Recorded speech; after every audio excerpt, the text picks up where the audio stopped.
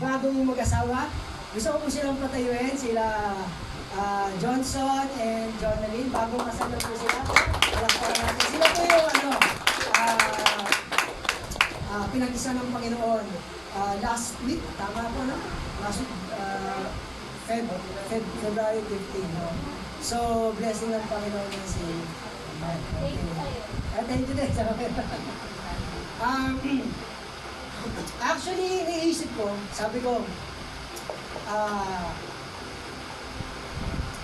minsan ba sa buhay ninyo, napapaisip ba kayo na dumarating kayo sa minsan sa katanungan na, kaya ko ba? Karapat dapat ba ako? Sa bagay ng pagpapaaral ng Panginoon, or kaya ko bang harapin yung mga pagsubok na sa tingin ko parang hindi ko kaya? Dumating na po ba tayo sa mga ganong point ng buhay natin na ito ang pagsubok, ang laki-laki. Although alam mo, may pananampalataya ka, alam mo malaki ang Diyos, pero parang nangingibabaw yung laki ng problema. Kasi yung laki. Yes, no? So parang no, dumating na tayo sa puntong ganyan na parang kaya ko ba?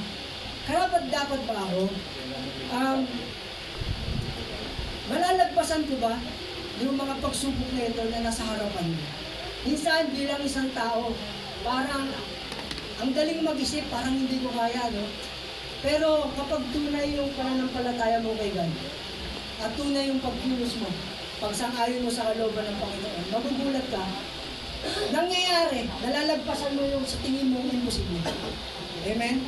So sa aking pagpapatuloy, gusto ko po sanang anyayahan kayo na sabay-sabay natin bigkasin ang pamagat sa hapon nito. 1, 2, 3, go! Victory belongs to the Lord. Naniniwala po ba kayo dyan na ang victory belongs to the Lord? No? Paano na Tagalogin niya? Ang tagumpay ay sa Panginoon lamang. Bago ako magpatuloy, no? Alam ko some of you are familiar with this verse. No? So Judges chapter 7 verses 1 to 25. But later on, I will expose the verse. But let me first share to you yung mga question ko ganyan na sinasabi ko. Sabi ko ganyan, di ba? Dumating na ba kayo sa point? Kaya ko ba talagang paglagpasan mo? Kaya ko ba talagang tanungin yung nangyayari sa buhay ko? Nasa mata ko, sa paningin ko, bilang isang tao, parang hindi ko kaya. Pero sa mata ng Diyos, maliit lang. No? Ma-share ko sa inyo, siguro sa isip niyo may para sa inyo, victory na sa inyo yung nagtapos sa mga anak niyo. Pwede? Napatapos yung mga anak ko, victory na yan. Nalagpasan mo yung karamdaman mo roon, meron kang sakit, napagaling ka ng Panginoon, at patuloy ko pinapagaling ng Panginoon, that's victory kasi buhay ka. Tama?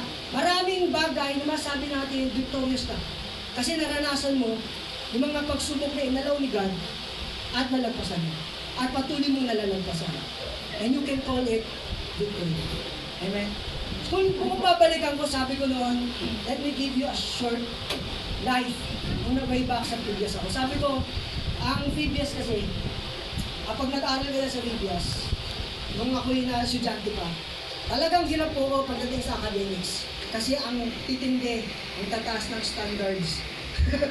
Yung mga subject, yung mga intelligence ng professor. So, nahirapan talaga ako nung panahon na yan. Lalo na yung last part ko.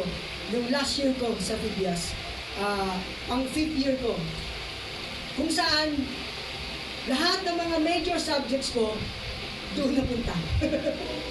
Logic, apologetics, theology, no? Yung mga mabibigat na subject, mga major subject, doon napunta lahat. Then one time, sabi sa akin ng registrar office, ng registrar office, Juarez, you have to extend another 1 year, hindi ka makakasabay sa batch mo. Sabi ko, bakit mo, ma'am? Kasi, hindi mo kakayanin ang mga loads. So, parang ganun kagad na ako. So, parang nabigatan ako, no? If you know, Ma'am Digula, no? Ganun ang sinabi sa akin. Sa harap na ng iba kong kabatch, nung panahon na nagpapa-enroll ako. Sabi sa akin, Juarez, you have to, you need to extend another 1 year. Sabi ko, bakit? Hindi mo kakayanin. Sabi ko, bakit po? Kasi lahat ng subjects mo nagsabay-sabay at same time. Parang 3 o 4 doon, same time. So, paano mo pag-ano eh? nag-isip kagad ako, sabi ko, ma'am, ayoko po mag-extend ng another 1 year. Dahil ang reason ko lang nun, ayoko na magastusan ng tatay ko for another 1 year. Sila nanay. Gusto ko matapos na this year. Okay? So, anong nangyari? Sabi ng registrar, punta ka doon sa president. And that time, ang president si Lito Cara. So, pumunta ako. So, nung pagpunta ko doon, sinabi ko sa kanya, sir, ayoko po mag-extend, baka pwede gawa ko na rin ng paraan. Ang sagot kailangan sa akin, simple lang. Basta kaya mo, ikausapin mo ng mga profession mo, maghati-hati kayo ng oras. So, in short, yun ang nangyari.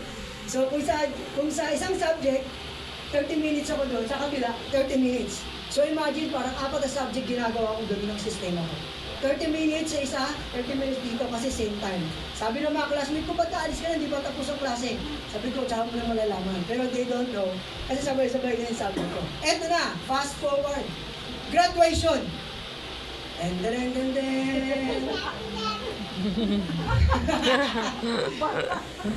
Isa sa mga nagabot sa akin ng credential ko, si Ma'am Bigula. Si Dr. Cara ang nagganon, anong tawag doon? Yung tassel ba yun? Inilipat ang ganyan. Sabi, Dr. Cara, congrats Juarez, nakatapos ka rin. Pagdating dito kayo, Bigula, sa mag-aabot ng diploma, uy, nagawa mo yun? Sabi ko sa kanya, ikaw lang ma'am, sabi ko sa iyo, kaya ko po yun eh. What's my point? May mga panahon, nang that time sa isip ko, hindi ko kaya. Ang hirap talaga. Pero sa mata ng Panginoon, kaya mo. Because God's presence is with you. Agree? Sa akin pong pagpapatuloy, nais ko pong anayaan ng bawat isa. Kung may mga Bible po kayo, sa Bible apps ninyo or hard Bible copy na meron kayo, buksan po natin sa Judges chapter 7, verses 1 to 15. Wala dyan? Later on. Babasahin po natin. Konting pasensya kasi medyo maraming verses. Pero alam ko naman, mga mahilig kayong magbasa. Judges chapter 7, verses 1 to 25. Nakita niyo na po ba? Okay. Kung nandiyan kayo, kung meron kayo sa Bible, magandang kwento siya. And I do hope na masabayan natin ang kwento. Okay? Kung nandiyan na po kayo, mataas ang kamay. Nakita niyo na? Okay, Judges chapter 7, verses 1 to 5. Basahin po natin ang sabay-sabay. Kung itagalog sa inyo, okay lang. Kung ito sa inyo, okay lang. Ready? Begin. Early in the morning, that is Gideon and all his men camped at the spring of Haron. The camp of Midian was north of them in the valley near the hill of Moreh. The Lord said to Gideon, "You have too many men. I cannot deliver Midian into their hands, or Israel would boast against me. My own strength has saved me. Now announce to the army, anyone who trembles with fear may turn back and leave Mount Gilead." So 22,000 men left, while 10,000 remained. But the Lord said to Gideon, "There are still too many men. Take them down to the water, and I will thin them out for you there. If I say, this one shall go with you, he shall go. But if I say, this one shall not go with you, he shall not go." So Gideon took the men down to the water. There the Lord told him, "Separate those who lap the water with their tongues as a dog laps from those who kneel down to drink." 300 of them drank from cup hands, lapping like dogs. All the rest got down on their knees to drink. The Lord said to Gideon, "With the 300 men that lapped, I will save you and give the Midianites into your hands. Let all the others go home." So Gideon sent the rest of the Israelites home, but kept the 300 who took over the provisions and trumpets of the others. Now, the camp of Midian lay below him in the valley. During that night, the Lord said to Gideon, "Get up, go down against the camp, because I am going to give it into your hands. If you are afraid to attack, go down to the camp with your servant Purah, and listen to what they are saying. Afterward, you will be encouraged to attack the camp. So, he and Purah, his servant, went down to the outpost of the camp. The Midianites, the Amalekites, and all the other eastern peoples had settled in the valley. Thick as locusts, their camels could no more be counted than the sand on the seashore. Gideon arrived just as man was telling a friend his dream. I had a dream, he was saying. A round loaf of barley bread came tumbling into the Midianite camp. It struck the tent with such force that the tent overturned and collapsed. His friend responded, "This can be nothing other than the sword of Gideon, son of Joash, the Israelite. God has given the Midianites and the whole camp into his hands." When Gideon heard the dream and its interpretation, he bowed down and worshipped. He returned to the camp of Israel and called out, "Get up! The Lord has given the Midianite camp into your hands." Dividing the 300 men into 3 companies, he placed trumpets and empty jars in the hands of all of them, with torches inside. "Watch me," he told them. "Follow my lead. When I get to the edge of the camp, do exactly as I do. When I and all who are with me blow our trumpets, then from all around the camp blow yours and shout, for the Lord and for Gideon." Gideon and the 100 men with him reached the edge of the camp at the beginning of the middle watch, just after they had changed the guard. They blew their trumpets and broke the jars that were in their hands. The 3 companies blew trumpets and smashed the jars, grasping the torches in their left hands and holding in their right hands the trumpets they were to blow. They shouted, "A sword for the Lord and for Gideon," while each man held his position around the camp. All the Midianites ran, crying out as they fled. When the 300 trumpets sounded, the Lord caused the men throughout the camp to turn on each other with their swords. The army fled to Beth-shittah towards Sirara as far as the border of Abel, Meholah near Taba. Israelites from Naphtali, Asher, and all Manasseh were called out, and they pursued the Midianites. Gideon sent messengers throughout the hill country of Ephraim, saying, "Come down against the Midianites and seize the waters of the Jordan ahead of them, as far as Beth-barah." So all the men of Ephraim were called out, and they seized the waters of the Jordan as far as Beth-barah. They also captured 2 of the Midianite leaders, Oreb and Zeb. They killed Oreb at the rock of Oreb, and Zeb or Zeb at the winepress of Zeb.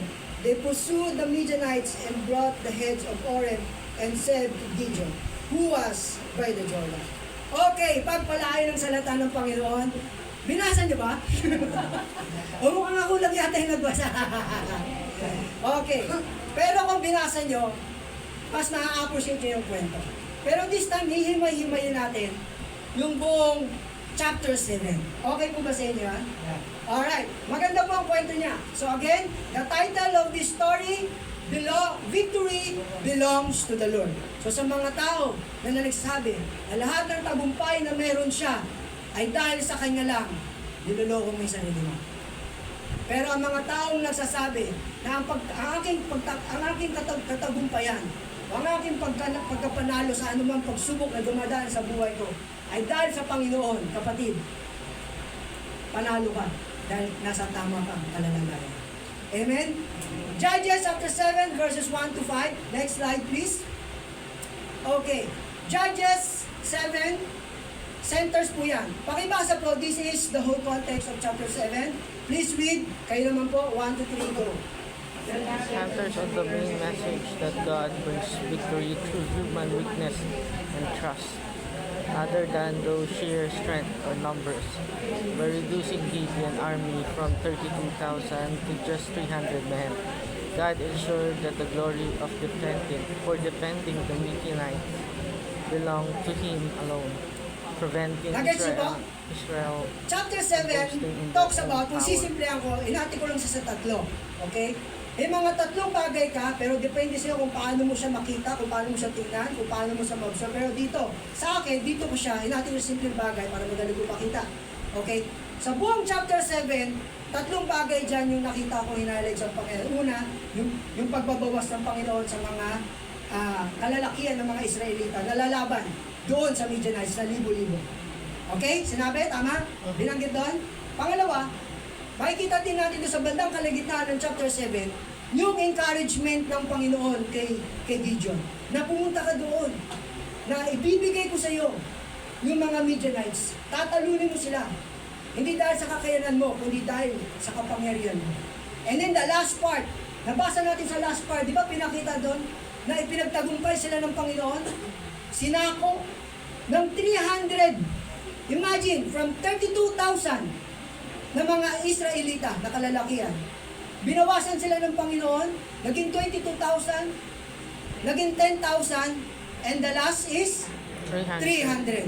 Laban sa libo-libong taga-Midianites. Kung kayo ay kabilang sa mga kung kayo ay kabilang sa 300 na tao na yon, at lalaban kayo doon sa libo-libong taga-Midianites, sasali ka ba? I-refresh ko po yung aking tanong. Kung ikaw, kunwari ay isang Israelita, lingkod ka ng Panginoon, no? At sasabihin ng Panginoon, tunay ba na Panginoon mo ko? Anong sagot mo? Opo. Ililigtas mo ba ang bayan mo laban sa libo-libong mga taga-Midianites? Sagot? From 32,000, naging 22,000, and the last 300. Kung isa ka sa 300 at sinabi mong may pananampalataya ka sa Panginoon, lalaban ka ba? Totoo ba? Okay. Fast forward. Next slide. Hinati ko po siya sa tatlo. God removes needless things in our lives. Kung papansinin mo, medyo ginawa ko siyang practical. Okay? Practical. Yung talagang connected na. Yung may connection na sa buhay natin. Number 1, doon sa buong chapter 7, isa to sa mga pwede natin makita. God removes needless things in our lives according to chapter 7 verses 1 to 8. Next slide. And number 2, God encourages us to face our fears. 7, 9 to 14. And last, God gives us victory when we truly trust Him. Agree or disagree? Ngayon, balik po tayo ulit doon sa first slide, sa first point. Isa-isahin po natin. Sabi dito, God removes needless things in our lives. Tanong ko sa inyo, and you have to be honest sa inyong sarili. Question.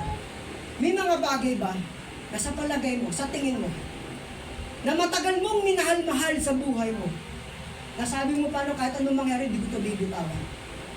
Pero tinanggal ng Panginoon. Meron po ba? Just simply answer me, yes or no. Meron po ba? Meron din bang mga bagay na pilit mong ayaw bitawan, pero kahit anong gawin mo, hindi ka manalo sa Panginoon? Yes or no? Yes. May mga bagay talaga na tinatanggal ng Panginoon sa buhay natin. Sa buhay natin dahil alam ng Panginoon, ikakasira mo. Pwede? Ikakapahamak mo. Pwede? Ikakasira ng buhay mo, ng pamilya mo. Pwede? Ngayon, let's go back doon sa chapter 7 verse 1 to 8. Sabi ng Panginoon kay Gideon, napakarami ninyo. 32,000. Imagine din sabi ng Panginoon, 32,000 na mga kalalakihan sa mga Israelita. Nabasa natin? Yes or no? Yes. Nabasa? And then, kalaban nila mga Midianites, Amalekites, at iba pang mga foreign people. Sabi nga doon sa description, halos hindi sila mabilang sa sobrang dami. And then, sabi ng Panginoon, ipapanalo ko kayo, pero napakarami rin yung 32,000. Ano sabi ng Panginoon? Bawasan mo. Sabi ng Panginoon, lahat ng mga duwag, umatras, bumaba na. Fast forward, from 32,000, ilan daw yung nawala? 10,000 na tira. So, 22,000 na bawas. And then sabi ng Panginoon, ang dami nyo pa rin. Ano sabi ng Panginoon? Painumin mo sila sa tubig. Doon sa sinasabi ng tubig doon. Simple lang ko lang yung kwento ha. So, pinang ginawa ni Gideon, pinapunta niya lahat ng kawal. 10,000 na lang yun ha. Binigyan ng Panginoon instruction si Gideon. Lahat ng iinom na parang aso. Nakakita na ba kayo ng aso umiinom? Paano ba umiinom? Paano ba inom ng aso ninyo? Ha? Hinihilaan, di ba? Pag nakayuban, nakikita mo yung harapan, yung gilid mo. Pero sabi doon sa nabasa natin, lahat ng uminom ng tubig na nakayuko, na parang aso, tanggalin mo. At lahat ng uminom na nakaluhod, na ang ginamit ng Panginoon nila, yung ng kanilang palad at pag gano'n, itira mo. Ilan ang natira? 300. Minsan, sa buhay talaga natin, kahit anong pilit natin na gusto natin, ayaw natin bitawan, tatanggalin talaga ng Panginoon. Ganun din sa buhay ng panahon ng mga Israelita. Yung panahon, walang magawa yung mga Israelites laban sa mga Midianites. Bakit? Lahat ng property nila sinakop. Yung kanilang, yung mga kaharian, o yung mga property ng mga Israelites, sinakop ng mga taong yan. Diba? Pero imagine, from 32,000, 10,000, then 300. Napanood nyo na ba yung palabas sa 300, ano yan? 300, ano yan? Diba? Basta 300, diba? Di ba 350 yun? 300. Diba? Imagine nyo, 1,000 din ang kanilang pinatumba. Parang ganun din. 300. Ang sabi ng Panginoon, 300, ibibigay ko sa inyo yung mga Midianites. Sasakupin nyo sila. Are you not amazed? Kung ikaw si Gideon, parang mapapaisip ka, Lord, parang naibang ka na ba? Imagine mo, sabi sa description sa buong chapter, para silang locust. Ano yung locust sa Tagalog? Parang tipaklo sa sobrang libo-libong di mabilang. Sabi pa nga dun parang silang mga buhangin sa sobrang dami. Then, 300. Ilalaban, sabi ng Panginoon, ipapanalo ko kayo sa 300 na tao. Ngayon, babalik ako sa tanong. Kung isa ka sa 300, etong kara mo, libo-libo, kita mo yung puno na yan? Mabilang mo ba ang dahon? Sasagupain mo sila. Lalaban ka? Tapos ikaw nasa front line. Haharangin mo yung mga siba. Imagine, grabe si God mag-isip, no? Parang hindi siya logical. Kung babasahin mo. Sa isang matinong tao, kung lalaban ka sa basketball, di ba ang natural na laban, 5 versus 5? Meron ka bang nakitang basketball, John Ray? 10 laban sa 5? Pwede ba yun? Ano mangyari yan? Kanya-kanya na kay bola para walang away. Di ba? Imagine, 300. Ilalaban sa libo-libong hindi mabilang ng mga taga-Midianites, Amalekites, at iba-iba pang mga foreign people na sumako sa kanilang lupain. Ngayon, kung i-apply natin sa buhay natin mga kapatid, minsan ang Panginoon, sa mata natin, parang imposible. Pero hindi. Sa mata ng Panginoon, posible. Kung pagpapatuloy natin yung ating pagbabasa later on, mas makikita natin yung buong picture. Number 1 na pwede natin makita, chapter 7 verses 1 to 8, na pwede natin matutunan, God removes needless things in our lives. Tanong, sa ating mga personal na buhay, ano kaya ang mga bagay na matagal nang gustong alisin sa atin ng Panginoon, pero nai-enjoy mo pa. Pero hindi pa rin natin mag-iba. Huwag nyo na pong sagutin. Marami po yan. Sagutin nyo na lang sa inyo mga sarili. Pero imagine na may mga bagay sa buhay talaga natin na para bang gusto tayo i-bless ng Panginoon. Gusto ibigay ng Panginoon yung pagpapalang ninanais mo. Pero sabi ng Panginoon, paano ko iaabot sa iyo? Sarado ang palad mo. Dalawang mong palad nakasarado kasi yung bagay. Kaya nakasarado dahil yung bagay na gustong ng Panginoon tanggalin sa iyo, hindi mo mabitawan. Kaya hindi maibigay sa iyo ng Panginoon. Hindi mo makuha ng pagpapala ng Panginoon na gusto ng Panginoon na matanggap mo. Amen ba? Nakuha po natin. Sometimes, God will remove needless things sa ating mga buhay. And you can identify kung ano yung mga bagay na yan sa buhay mo. Na sa tingin mo, sabi ng Panginoon, isuko mo. Amen po ba? Number one, God removes needless things in our lives. Second, number two, God encourages us to face our fears. Doon sa chapter 7, verses 9 to 14, doon sa second part, makikita mo, di ba sabi ng Panginoon kay Gideon, nagbigay si God kay Gideon ng instruction, pumunta ka doon sa camp ng Midianites. At maririnig mo yung dalawang tao na mag-uusap. Na kanilang pinag-uusapan na sila'y sasakupin ninyo. Imagine, sa tingin ba ninyo, ayon dun sa kwento sa nabasa natin, yung dalawang tao nagkwentuhan na yon, yung mga Midianites na yon, dun sa tent. Nasabi ng isa, uy, may napanaginipan ako. Kausap niya isa. Na napanaginipan ako na merong malaking bilog na tinapay na gumugulo papunta sa tent natin at binasak yung tent natin dito. Ang sagot ng isa, walang iba kundi si Gideon. Ang sinasabi doon, tayong mga Midianites ay sasakupin tayo ng mga Israelites. Nakuha niyo yung kwento? Tanong, sa tingin ba natin, yung dalawang taong nagkwentuhan na yun, sa tingin natin, walang kinalaman si God? Hindi kaya in-impress ng Panginoon sa kanila yung gagawin ng Panginoon sa mga Midianites, sa mga Amalekites. Imagine, may mga bagay sa buhay natin na dumadating sa point sa buhay natin na nadi-discourage siya tayo. Lord, malalagpasan ko ba ito? Kakayanin ko ba? Lord, mag-move forward ba ako? Mag-move backward ako? Dumating na po ba tayo sa mga ganong point ng life natin? May mga bagay na, parang ganito, to make it simple, nag-start ka ng negosyo, mapapaisip ka, magbo-boom ba talaga ito? Minsan nakakatawa, nananalangin ka sa isang bagay, Lord, sana Lord, i-bless ko ito. In Jesus' name, Amen. And then pagka-Amen mo, nandun pa rin yung question sa kaisipan mo. Sasagutin kaya nyo. Nag-pray ka ba?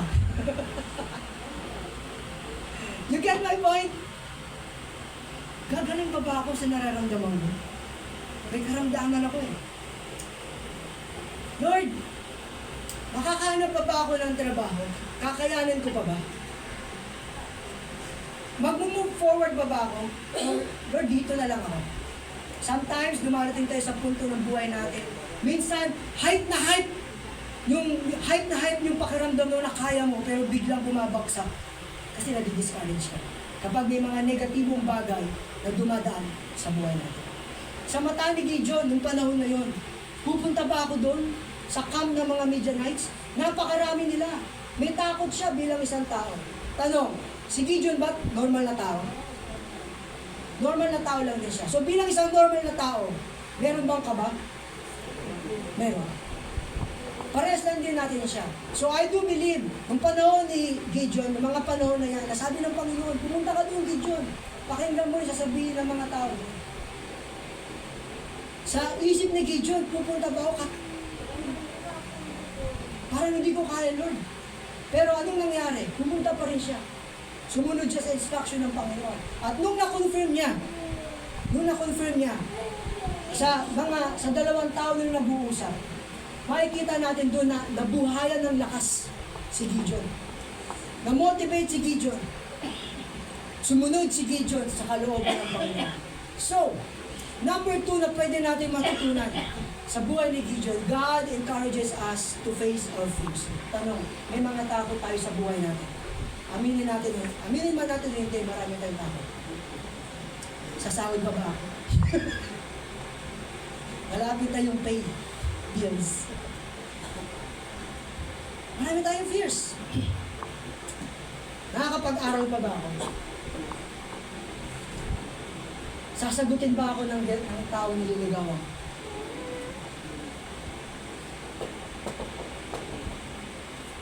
Kamusta na kaya? Ano nang mangyayari sa buhay namin mag-asawa? Medyo nagkakalabuan na kami. Ang dami namin pinagdadaanan.